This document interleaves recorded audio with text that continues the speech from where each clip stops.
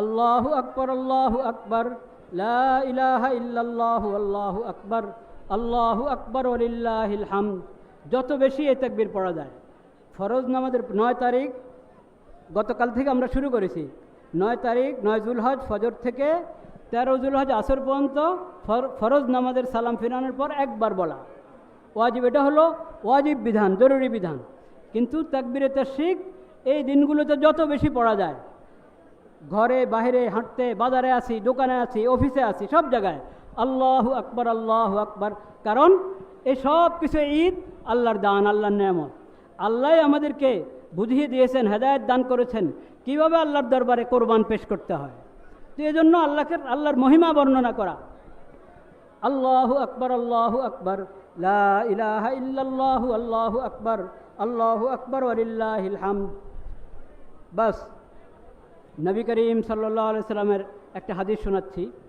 নবী করিম সাল্লাল্লাহু আলাইহি সাল্লাম বলেছেন, আউয়ালু মা নাবদাউ বিহি, এই দিন প্রথম কাজ হলো আমাদের সালাতুল ঈদ, 2 রাকাত নামাজ আদায় করা। 2 রাকাত নামাজের পর খুতবা হবে। নামাজ শেষ হওয়ার পর হলো কোরবানি, নামাজের আগে কোরবানি নয়। নামাজের আগে যদি কেউ জবাই করে ফেললো তাহলে নবী করিম সাল্লাল্লাহু আলাইহি ওয়াসাল্লাম লাহমু শাত, ওটার গোশত হালাল, তুমি আল্লাহর নামে জবাই করেছ, হালাল গোশত তুমি খেতে পারো। হালাল গোশতের কাজে আসবে, এটা কোরবানির কাজে আসবে না। কোরবানি তো বিশেষ ইবাদত, এটার তরিকা আছে। কাজেই কোরবানির জন্তু যে জবাই করব আমি, সেটা ঈদের নামাজের পর, নামাজ আগে নামাজ, পরে কোরবানি। এটা খুব জরুরি মশালা। এটা না এই কোনো আনুষ্ঠানিকতা না যে একটা জবাই করলে হলো নিজের ইচ্ছা মতে, তা না। সেজন্য যে কোনো হালাল জানোয়ার দিয়ে, যে কোনো হালাল জন্তু দিয়ে কিন্তু কোরবানি হয় না। আনআম, বাহিমাতুল আনাম যেটা বলেছেন কোরআন কারীম আল্লাহ তাআলা, সেই জানোয়ার দরকার। হরিণ দিয়ে কোরবানি করলে হবে না। লা ইলাহা ইল্লাল্লাহ, লা ইলাহা ইল্লাল্লাহ, লা ইলাহা ইল্লাল্লাহ, লা ইলাহা ইল্লাল্লাহ। আরেকটা কথা, কোরবানি যেমন ইবাদত তেমন পরিষ্কার পরিচ্ছন্নতা। পরিষ্কার পরিচ্ছন্নতা এটা ঈমানের অঙ্গ। আন-নাযাফাতু মিনাল ঈমান, আত-তুহুরু মিনাল ঈমান। পবিত্রতা এবং নাযাফাত, পরিষ্কার পরিচ্ছন্নতা ঈমানের অংশ। আমি কোরবানির ইবাদত করলাম, কিন্তু ঈমানের অংশ পরিষ্কার পরিচ্ছন্নতা, পবিত্রতা, ওটার খেয়াল করলাম না। যে কোনো জায়গায় আমি রেখে দিলাম, ময়লা ফেলে দিলাম, এটা অন্যায়। নির্ধারিত জায়গায় রাখতে হবে, নির্ধারিত জায়গায় রাখতে হবে এবং কোরবানির পর জায়গাটা পুরো পরিষ্কার করে দিতে হবে, সাফ করে দিতে হবে।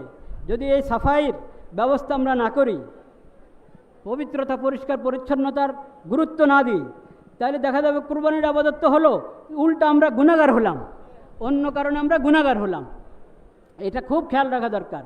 আল্লাহু আকবার, আল্লাহু আকবার, লা ইলাহা ইল্লাল্লাহু, আল্লাহু আকবার, আল্লাহু আকবার ওয়ালিল্লাহিল হামদ। লা ইলাহা ইল্লাল্লাহ, লা ইলাহা ইল্লাল্লাহ। নামাজের নিয়ম আমাদের সবারই জানা আছে, তারপরও আলোচনা করে নেওয়া যায়। 2 রাকাত নামাজ, আজকে ফজর তো পড়লাম, ফরজ নামাজ পড়েছি 2 রাকাত, ওরকম 2 রাকাত এখন পড়ব। শুধু একটা তো নিয়ত, তখন ফজরের নিয়তে ফজর নামাজ পড়েছি, এখন ঈদুল আজহার নামাজের নিয়তে ঈদুল আজহার নামাজ পড়ব। আর একটা হলো, একটা বড় পার্থক্য যেটা, সেটা হলো তাকবীর। অতিরিক্ত কিছু তাকবীরে নামাজে আছে। প্রথমে তাকবীরে তাহরিমা হবে, তাকবীরে তাহরিমার পর সানা পড়া হবে, সানার পর হলো তাকবীরগুলো, 3টা তাকবীর হবে। আল্লাহু আকবার বলবো, হাত উঠাবো, হাত ছেড়ে দিব। আবার আল্লাহ আকবর বলে হাত উঠাবো, হাত ছেড়ে দিব। তৃতীয়বার আল্লাহ আকবর বলে হাত উঠাবো, এরপর হাত বেঁধে ফেলবো। আউযু বিল্লাহ, বিসমিল্লাহ পড়ে সূরা ফাতিহা ইমাম সাহেব পড়বেন, সূরা ফাতিহা সূরা মিলাবেন, রুকু সাজদা, দ্বিতীয় রাকাত শুরু হবে। স্বাভাবিকভাবেই সূরা ফাতিহা সূরা মিলাবো। রুকুতে যাওয়ার আগে আবার তাকবীর হবে অতিরিক্ত, সেখানেও হাত উঠাবো। আল্লাহু আকবার, ছেড়ে দিল, আল্লাহু আকবার, হাত ছেড়ে দিব। তৃতীয় তাকবীর আল্লাহু আকবার, হাত ছেড়ে দিব। চতুর্থ তাকবীর ওটা রুকুর তাকবীর, চতুর্থ তাকবীর বলে রুকুতে যাব। এইভাবে আমরা নামাজ পড়ব। নামাজের পরে খুতবা হবে, খুতবার পরে দোয়া ঐচ্ছিক। দোয়া হলো ঐচ্ছিক বিষয়, এটা নামাজের অংশ না। যেহেতু একসাথে আমরা হয়েছি, উম্মতের জন্য, নিজেদের জন্য, দেশের জন্য দোয়া করব। আর খুতবা গুরুত্বের সাথে শুনবো। আল্লাহ তাআলা সে তৌফিক দান করে।